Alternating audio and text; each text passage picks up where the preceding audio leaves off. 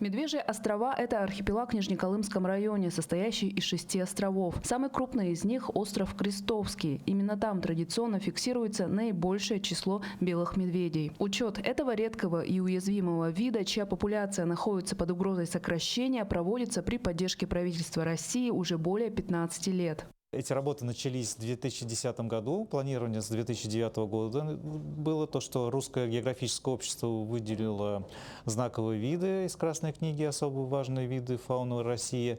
И в число этих видов попал белый медведь. И поэтому первые работы они были проведены на земле Франца Иосифа весной 2010 года.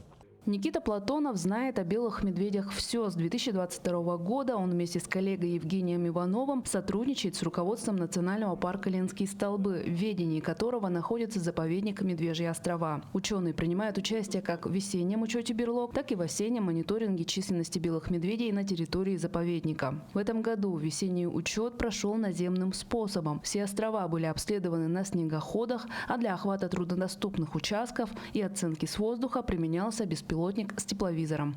Работы велись с середины марта по конец апреля. Всего удалось обнаружить 26 родовых берлог. Этот результат идентичен показателям позапрошлого года. Для сравнения, в прошлом году исследователи зафиксировали 33 берлоги. В ходе учета специалистам также удалось на время обездвижить 4 белых медведей, 3 самок и 1 самца. Процедура проводилась со строгим соблюдением всех мер безопасности для животных и была необходима для забора важных биоматериалов – образцов крови, шерсти и экскрементов. То есть кровь это в основном идет у нас на анализ болячек, чем болеют белые медведи, паразиты, другие заболевания.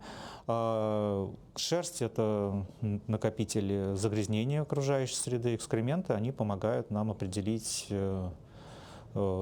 питание особей. Кроме того, на медведей надели специальные спутниковые GPS-ошейники «Квазар» с системой автоматического сброса. Благодаря им ученые смогут дистанционно отслеживать пути миграции и ареал обитания этих особей. В целом, учет белых медведей играет ключевую роль в сохранении вида. Полученные данные помогают ученым оценивать репродуктивный успех популяции, следить за динамикой численности и здоровьем, а также изучать адаптацию животных к климатическим изменениям в Арктике. Виолетта Засимова, Нижнеколымский район.